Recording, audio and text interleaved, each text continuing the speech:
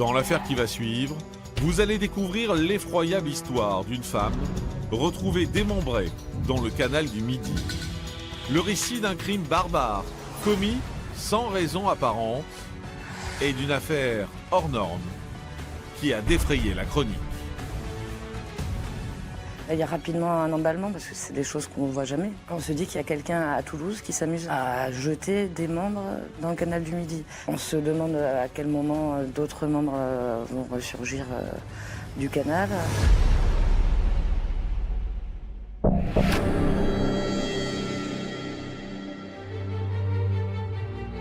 Nous sommes dans le sud-ouest de la France, au cœur de la 4e ville la plus peuplée, Toulouse. Toulouse, c'est la capitale de l'Occitanie, la ville du rugby. C'est une ville festive, étudiante, avec environ 400 000 habitants, un peu plus. Là, son canal du Midi, qui est classé à l'UNESCO, c'est une ville où il fait bon vivre de manière générale. Pourtant, c'est des eaux de ce canal que va émerger l'indicible. Le mardi 24 mai 2016, peu après 16 heures, un homme va faire une stupéfiante découverte au niveau de la passerelle du bâtonnier Albert Viala, dans le sud-est de la ville. Il y a un promeneur au bord du canal du Midi qui aperçoit une masse qui flotte dans les eaux un peu boueuses du canal. Et il a un pressentiment, il prévient les secours. Quelques minutes plus tard, les pompiers et les policiers de Toulouse arrivent sur place. Ils sortent alors de l'eau cette étrange masse flottante d'à peu près 1 mètre de long. On découvre qu'il s'agit d'un sac plastique à l'intérieur duquel se trouve une jambe humaine. C'est l'effroi. Vraiment, un passant ne croyait pas découvrir ce genre de morceaux humains. Très vite, la thèse de l'accident est écartée. Parfois, on trouve dans le canal du Midi des membres, ce sont des personnes qui auraient pu être broyées par des bateaux. Là, dans un sac plastique, c'est pas possible, donc la chose est prise très au sérieux par le parquet. Alors, à qui appartient cette jambe? Qui a bien pu la jeter dans le canal? Et où se trouve le reste du corps?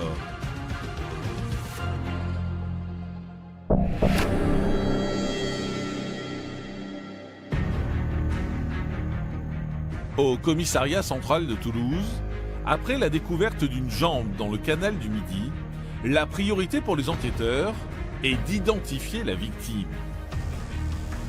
Une tâche qui s'avère ardue. Au départ, il y a juste cette jambe sans aucun autre indice, à part une chaussette, pas de traces de cicatrices ou de tatouages. Ils sont à ce moment-là en peine de savoir d'où ça vient et à qui elle appartient. Après avoir prélevé l'ADN de cette mystérieuse jambe, les enquêteurs diligentent une autopsie. Mais cet examen ne va pas vraiment leur permettre d'en savoir plus, ni même de déterminer le sexe de la victime. On peut le déterminer par rapport à la forme du crâne, on peut le déterminer par rapport à la forme du bassin. Sur une jambe, c'est difficile. La seule chose qu'on puisse faire sur ce membre, c'est essayer de retrouver des lésions traumatiques et de les noter, de les prendre en photo, et de manière à avoir plus tard des éléments pour pouvoir déterminer les causes de la mort. De même, il est difficile de savoir depuis combien de temps cette jambe séjournait dans le canal. C'est très difficile, quand on sort un corps de l'eau, de déterminer la date du décès. Parce que tant qu'il est dans l'eau, il va se conserver, puisque l'eau est très froide, c'est au printemps. Et par contre, dès qu'on le sort de l'eau, d'autant plus s'il fait chaud, il va se décomposer très vite. Beaucoup plus vite qu'un corps frais, si vous voulez. Les policiers n'ont donc que très peu d'éléments à leur disposition pour résoudre cette mystérieuse affaire. Mais dès le lendemain, l'enquête va connaître une avancée. Il va y avoir une seconde découverte macabre, à savoir le bras gauche d'un corps humain portant des traces de cicatrices sur l'avant-bras. Ce nouveau membre est retrouvé à seulement 300 mètres du premier. Et l'emballage est similaire. Pour les policiers, pas de doute, il s'agit d'une seule et même personne. Dès le lendemain, une équipe de plongeurs sonde le canal à la recherche des autres membres. Les recherches vont durer plusieurs heures et vont être compliquées par le site en lui-même. L'eau est assez trouble, il y a une turbidité évidente, ce qui ne facilite pas du tout le travail des plongeurs pour essayer de découvrir le reste du corps. Ces recherches attisent immédiatement la curiosité des journalistes qui se passionnent pour cette affaire hors norme.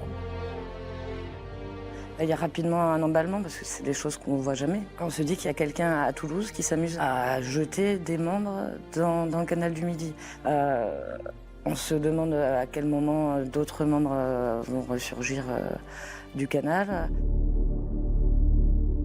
Alors que les recherches se poursuivent, les enquêteurs sont alertés d'une nouvelle découverte. Un bras a été retrouvé à 6 km de là, au port de l'Embouchure, au nord-ouest de la ville. Ce membre a été charrié par ce fameux bateau nettoyeur du canal du Midi. Mais immédiatement, on fait le lien évidemment avec les précédentes découvertes. Même les employés qui font cette découverte sont au courant parce que tout Toulouse sait ce qui est en train de se passer. Et quelques heures plus tard, une quatrième découverte macabre a lieu, cette fois à 3 km de là. C'est un sans domicile fixe qui est habitué à fouiller un peu sur les bords du canal du Midi, à la recherche d'objets, etc. Là, il aperçoit une valise. Il s'approche, mais de suite, il sent une odeur mais vraiment nauséabonde. À l'intérieur de la valise se trouve le tronc d'une femme. Et ce n'est pas fini. Quelques heures plus tard, ce même sans domicile fixe qui a découvert la valise avec le tronc continuait son cheminement au bord du canal du Midi. Il fait une seconde macabre découverte avec une jambe humaine, pareil, qui dégage une odeur pestilentielle sur le bord du canal. Il fallait vraiment descendre presque au bord de l'eau pour pouvoir l'apercevoir. Alors, qui est cette femme retrouvée démembrée? Où se trouve sa tête? Et qui a bien pu commettre une telle atrocité?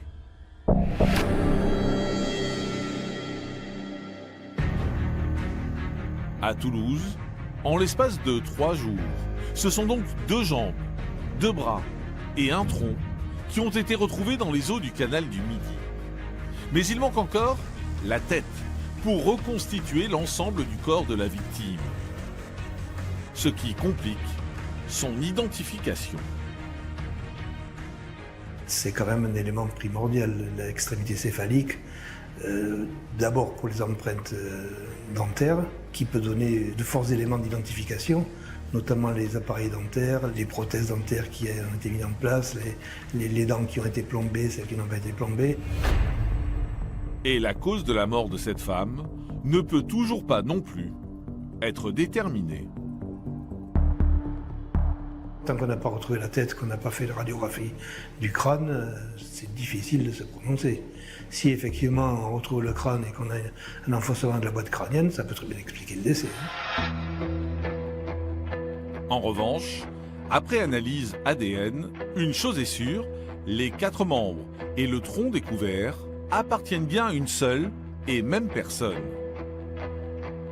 Reste à découvrir son identité.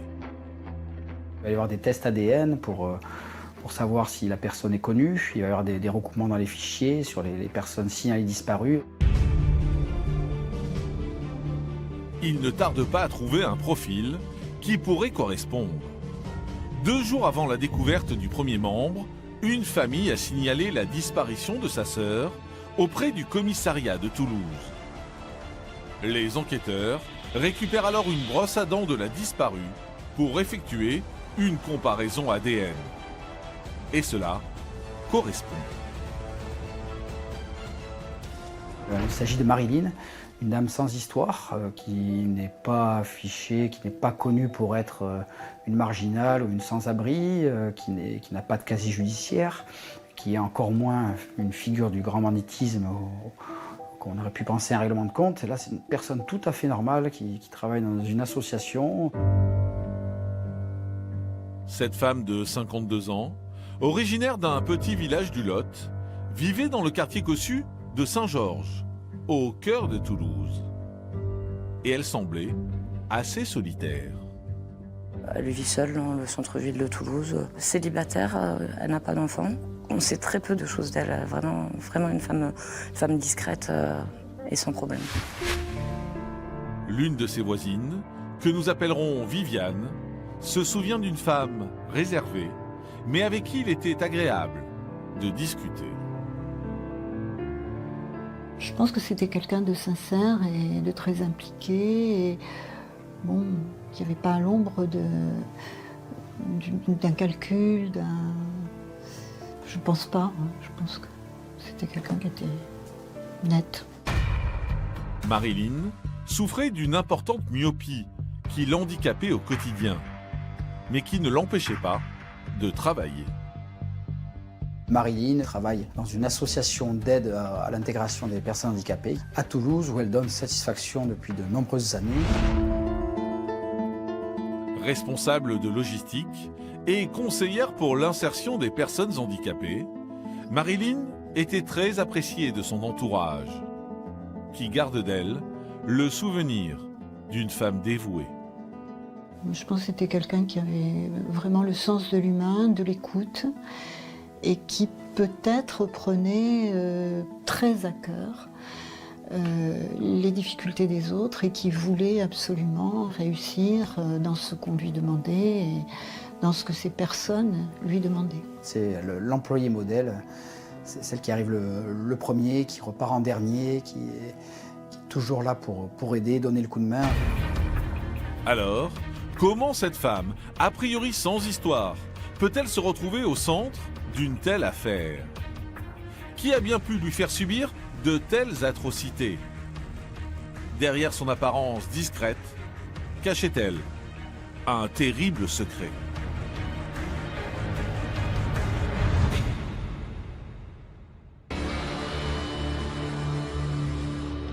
À Toulouse, pour savoir à quand remonte le décès de Marilyn, les policiers effectuent une enquête de voisinage dans la résidence.